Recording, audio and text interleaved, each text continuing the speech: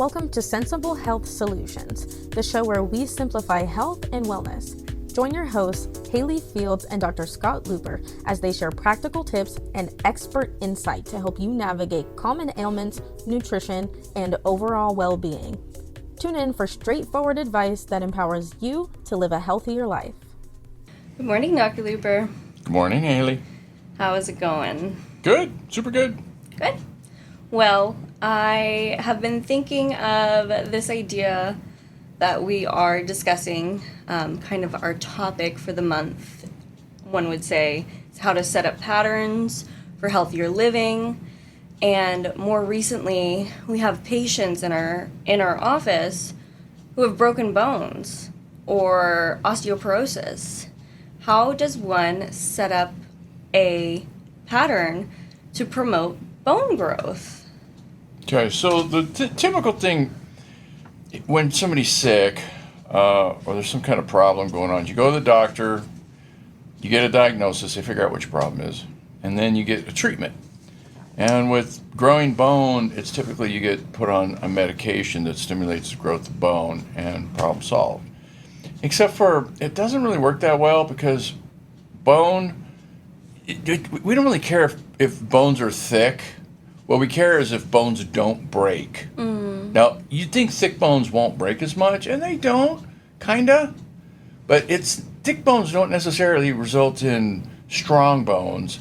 The system that our bodies have is really designed to put just the right amount of bone in just the right spot to make sure that the bones don't break, that they hold you up. Okay? So there's kind of this plan A, which is to get your bones strong. That's the best way to do it. And then there's this plan B, which is we're just going to throw mass into your bones, and you're going to pass the test. So what do you mean by mass? Does it throw in, like, the building blocks to build bones? Does it throw in, like, extra calcium or extra stuff that makes the bones bits thicker? and pieces? Weight. Literally, they're heavier. Okay. There's more mass. And that mass is mostly consists of hydroxyapatite crystals, which are calcium and other minerals put together that bone's made up of. So what bone's made up of is a protein matrix, proteins lined up in the shape of a bone. This is collagen. And then in between the proteins are these mineral crystals that take the weight of the bone. You know, like you're building a church, you have these stone blocks and they're held together by mortar, and occasionally where they want to build it extra strong, they'll throw in some iron bar. Yeah, the iron bar is the collagen. Okay. And the blocks are the hydroxyapatite crystals. Okay. Okay? All right. In fact, you could, if you want to do an experiment and see how this actually works, it's easy. You get a bone, typically a chicken bone because they're relatively light. Bird bones are light. Yeah. And you put it in a jar with some vinegar. Okay. You know, you submerge it in vinegar overnight, and the vinegar will leach away the minerals. Okay. And then you in the morning, the bone is there. It looks the same. And you take it out, and it's rubber. You could twist it into a knot. And is there like remnants that you can see within the vinegar of the residual Kinda. minerals? A little murky. Okay. Interesting. That would be a fun one for my 8-year-old. Yeah, it's and a me. kid. It's a kid project. It's really great. So the dealio with building bone is it works best if you can get your body to do the building. So this is where it relates back to this pattern thing. We're talking about setting up patterns. So the way to get things to fix the best is to set up a pattern and then run it. And if that pattern results in you laying down more bone, then you get more bone. So I would think one would need to, in order to, make that happen within the pattern, take more calcium, drink more milk. Yeah, you'd think. Yeah. You'd think. Because if you analyze bone, it's made up of, collagen and calcium and a few other little minerals mixed in. So you take calcium, you're going to build bone. Except for, we tried that, and it didn't really work. It's kind of meh. It's not like it doesn't work. It really just honestly doesn't work. It's not like it makes the bones lighter and weaker. It just doesn't really thick them up. But is it still important to support existing bone? I mean, all of the minerals are important. Yeah. You but- see where you're going on this thing, but you got the wrong kind of idea. Really, the dealio is, what do you need to build bone? What's the short element? Because we can stack them all up, all these, calcium and magnesium and boron and vanadium and whatever else, all this stuff, these trace minerals and big minerals, and we stack them all up, and that's what you need to make bone. Okay. What are you short of? Is it calcium? Not usually. Calcium's usually relatively abundant. It's magnesium. That's the short one. So if you're short of magnesium, you could have all the calcium in the world. It's just not going to work because there's a piece you got to put the little magnesium in and then stack the calcium around that for it to work. And without the magnesium, it doesn't work. Well, that's really interesting. I've heard magnesium has become such a hot supplement in recent years. There are 7 different types of magnesium that you can take. Yep. And so it's kind of a little maddening to know exactly what magnesium is best for your situation. But regardless, the one thing that I've heard magnesium is most useful for is sleep and rest and being calm, that natural calm supplement. And it is. Magnesium's relaxing. Yeah. And calming. See, the deal with magnesium, it's not just for bones, it's for 1,000 other things. Yeah. It does a zillion things in your body. It is used a lot as a way to kind of calm things down. Again, I'm going to be careful because you're going to tip me into this conversation about the double positive charge and the electricity and what magnesium does. Access a calcium channel blocker, this whole other conversation, which is a fascinating conversation, but we're going to avoid that and go back to bone. Okay, so magnesium is a building block along with calcium in the bone structure. So let me give you the big picture, then we'll go into the details. You want to build bone? Yeah. Here's the dealio. What you got to do is you got to make sure you have the stuff that bone is made of abundantly available. At least available. Mm-hmm. I mean, abundant would be better because you can build bone quicker, better, faster. But at least some, otherwise you're not going to build any bone at all, right? So you drop off a big load of bricks in front of the church, right? Because now you can build the church. Because why don't we have bricks? That's what this is. So what you have to do somehow is to get this stuff in your body. Now, we'll go back and talk about that because that's a rate limiting factor right there. That's where the breakdown a lot of times is. Exactly. Okay. Enough. Go to the next one. The next thing we need to do is we need to actually take those bricks and put them in. Make them build the stuff up. And so what we need to do is we need to stimulate the deposition of the material into the bones. Now, the deposition that takes place with the help of these cells, these bone builder cells called osteoblasts. And osteoblasts know exactly where to put the bone in based on the stress of the bone. So where the bone's getting bent, where the stress is, that's where you need the bone to get laid in to build up that section so it won't break. It's not that we just need to pack in bricks everywhere because everywhere's not necessarily getting stressed. But there's certain areas of the bone that get stressed more. How do we know this? Because the bone crystals, if you squeeze them, they generate a tiny little electric current called a piezoelectric current. And that electric current attracts the osteoblasts. They know exactly where to put the crystals and the collagen and everything else need to build the bone, all the different components of the bone, because that's where the electric currents are. And over time, those crystals kind of get funky, they get loose, they break off, they chip, they do whatever. And so they need to be remodeled. Otherwise, the bone just gets brittle and eventually breaks. So the team comes in and tears out the old stuff, not the whole bone at one time, just little tiny little sections, right? And then lays down nice new bone in a particular pattern that matches the stresses. Now, this is the opposite of taking the drugs. The drugs is just fling them, fly them, wherever. And so the drugs result in you passing the test for bone density better.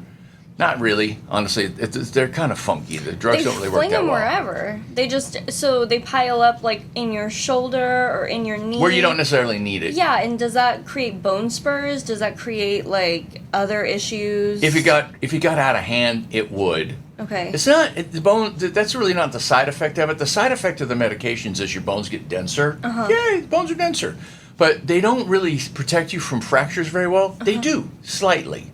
The fracture rate declines slightly But with it the doesn't medications. go where it needs to go. But not, this is like the B plan or the C plan or the D plan, depending on how we're looking at it. It's definitely not the A plan. A plan is to get the body doing what it knows how to do because it does it better than anything, to go in and actually lay down bone. So we're going to shoot for that one. So the way to do this is you got to set up a pattern of living that is going to slowly, but, accumulatively build your bones up. So we have step 1 of the pattern, which is give it the building blocks. Well, we touched upon it. We have to come back to that one and talk about, ways to get it to work better because there's a breakdown. That's usually the actual breakdown is you don't have enough stuff to build bones. But another area... Or the stuff that you have isn't being processed thoroughly or accurately. Okay, you're going to force me to go back and go into that one. Okay, I'll go back.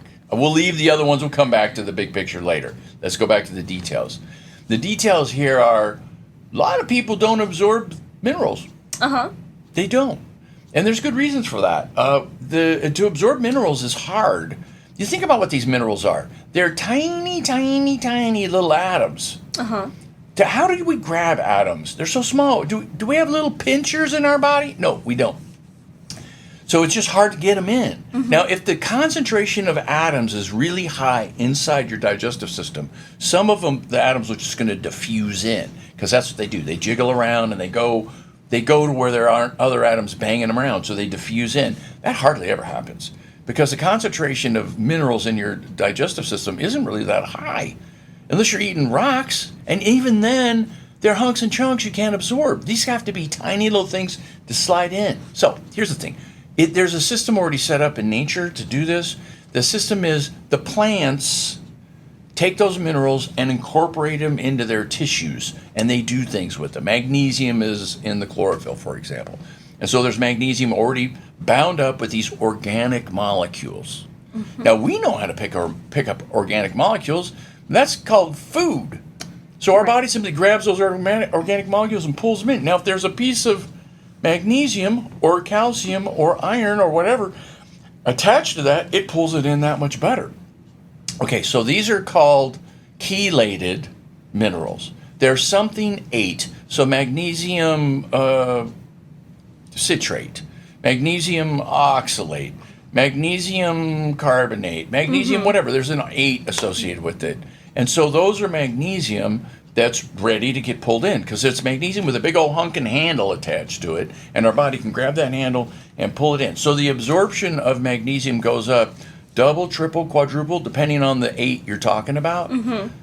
So if you really want to get magnesium in, you'll throw 2 or 3 of these 8s in the same formula.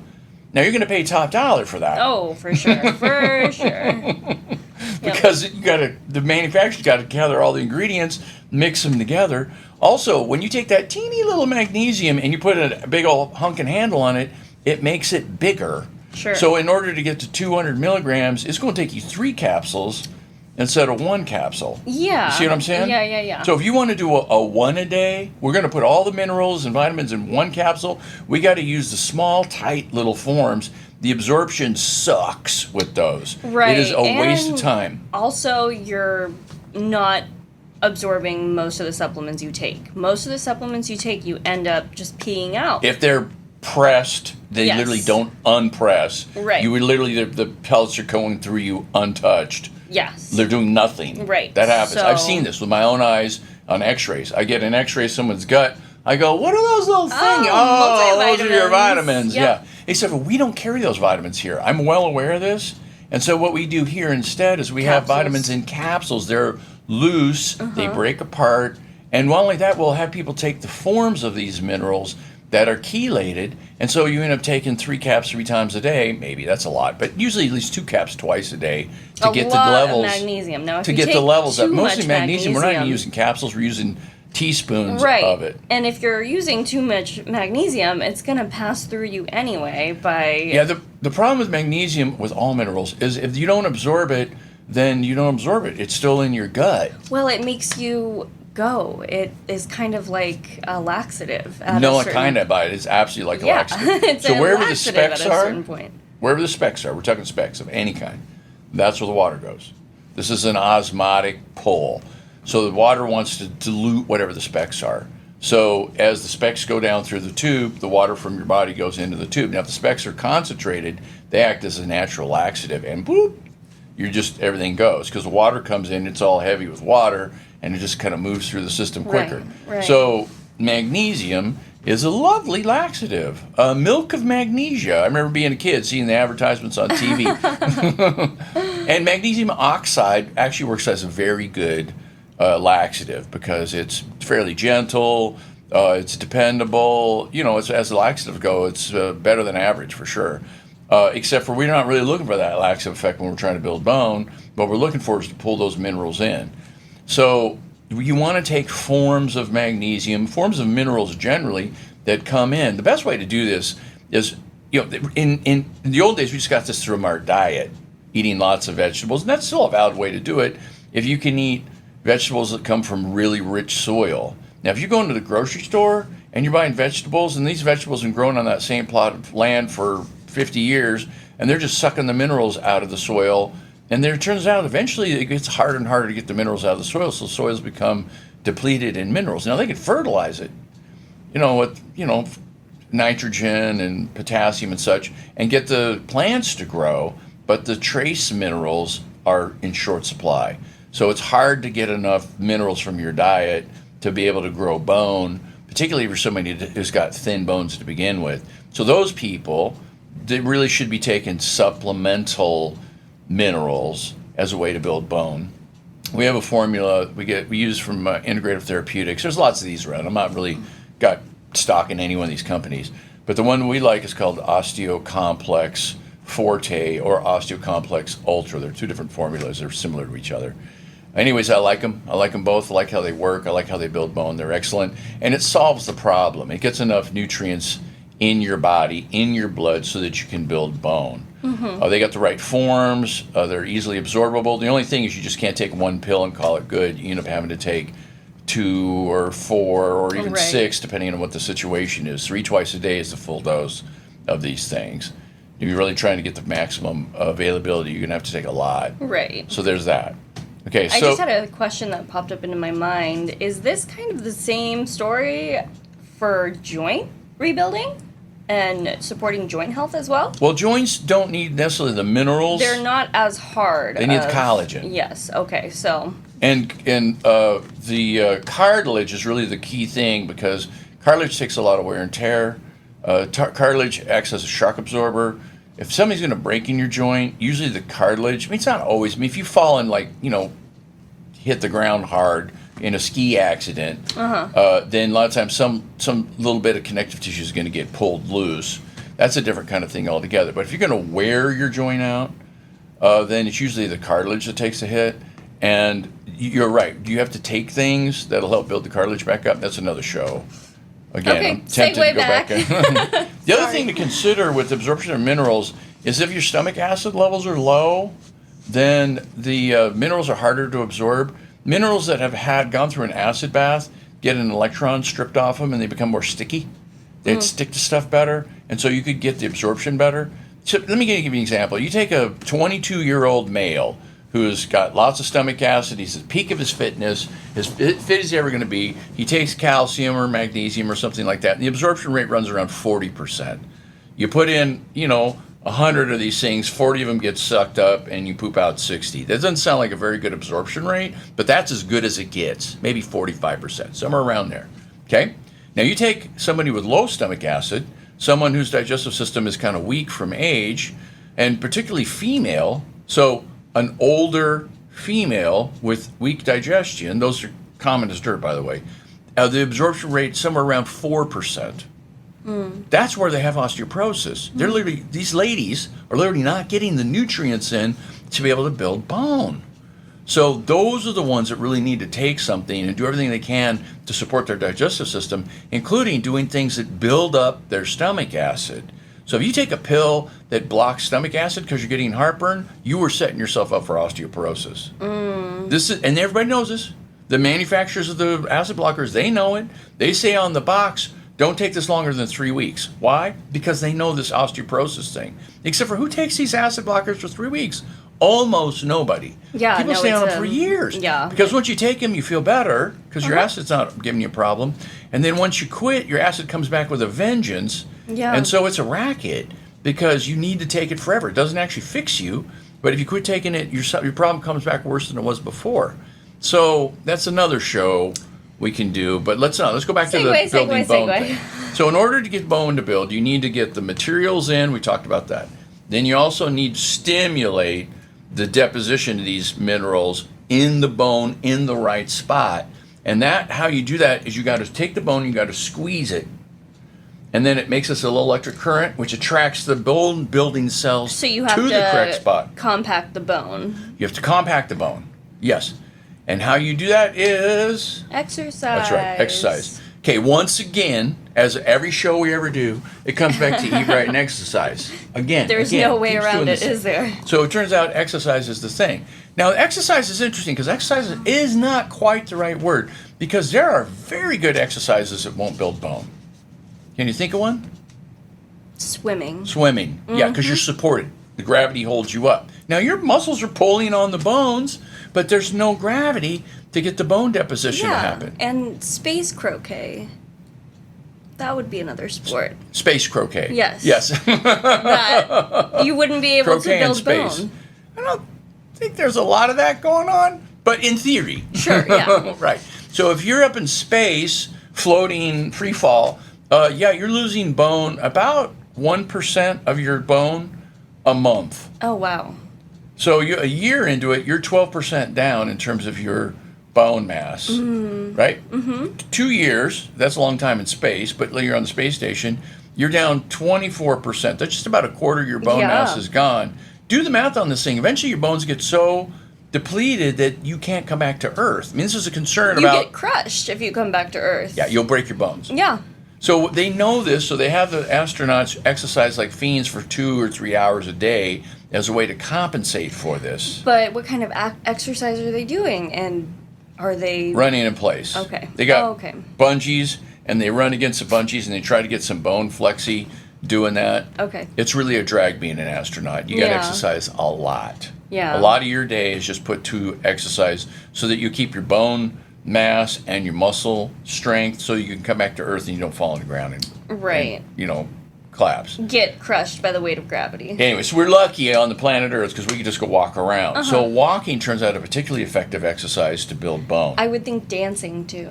Yeah, any kind of thing where you get gravity pushing against your bones, and the way that the gravity push against your bones is how your body's going to build bone.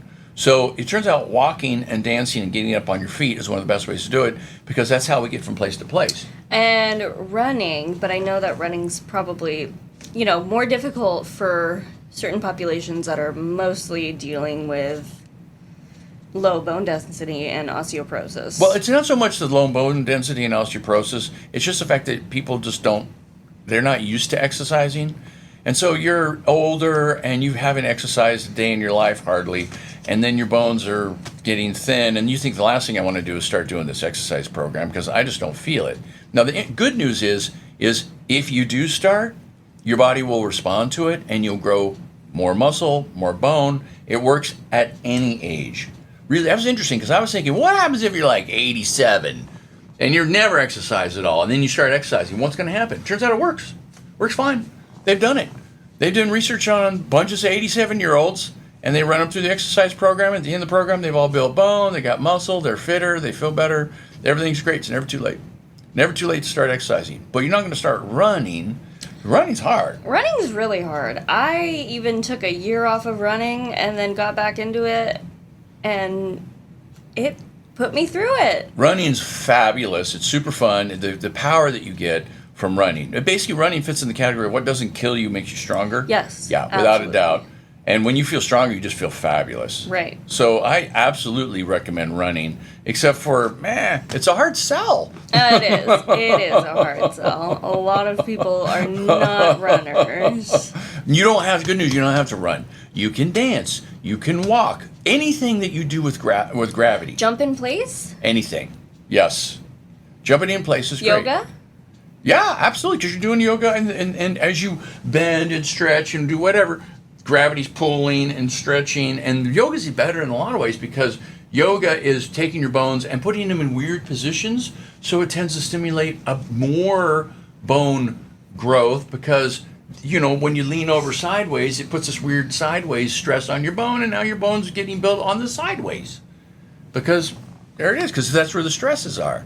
So the thing to do is not that you're going to exercise vigorously one day a week. That's not going to do diddly. You get a little bit of benefit, but hardly any.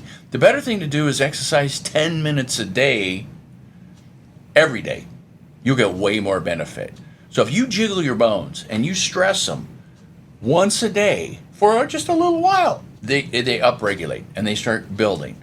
So that's what I would do. The baby steps is the best way to do this thing. Remember, the point of the show here is taking little steps and moving it forward gradually and reaping the benefits of it. So if you're going to build bone, you got to make sure you got the materials to build bone out of, and you got to stimulate the deposition of those materials into your bone by doing some sort of exercise, some kind of gravity exercise. Now, there's a third thing, which is also super important. This is where breakdown happens a lot of time. People, they're taking the stuff, they got the minerals, they're doing the exercise, they still don't build bone because you have to have hormones to do it. Those cells are not only do they require stimulation from gravity to cause that electric effect in your bones that attract the bone building cells, but the hormone milieu has to be correct. If your hormones are low, then you don't build bone, at least not very well. And if your hormones are adequate, then you build bone fine. So hormones are a thing that has to be looked at. This is a potential breakdown in the system. Interesting. Dr. Looper, we're out of time. Okay. Well, we can say more about the hormones. Well, we'll do it at some point. Well, I think that this kind of segues into my next question, because, like, nails and hair are essentially the stuff that's made out of bone, so... Yeah, there's a lot of interest in growing hair. Yes. For sure. All right, let's talk about hair. Okay, we'll pick that up next time. All Thank right. you. Thanks for tuning in to another episode of Sensible Health Solutions. We hope you found today's discussion enlightening and packed with practical tips to enhance your wellness journey. Remember, small changes can lead to big results. If you enjoyed the episode, don't forget to subscribe and leave us a review on your favorite podcast platform. Your feedback helps us bring you the best content possible. Stay connected with us on social media for more health insights and updates. You can find us at Sensible Health Solutions across all social platforms. Until next time, stay sensible and stay healthy. This content is for informational purposes only and is not a substitute for professional medical advice, diagnosis, or treatment. Seek medical advice from a healthcare professional for any medical conditions.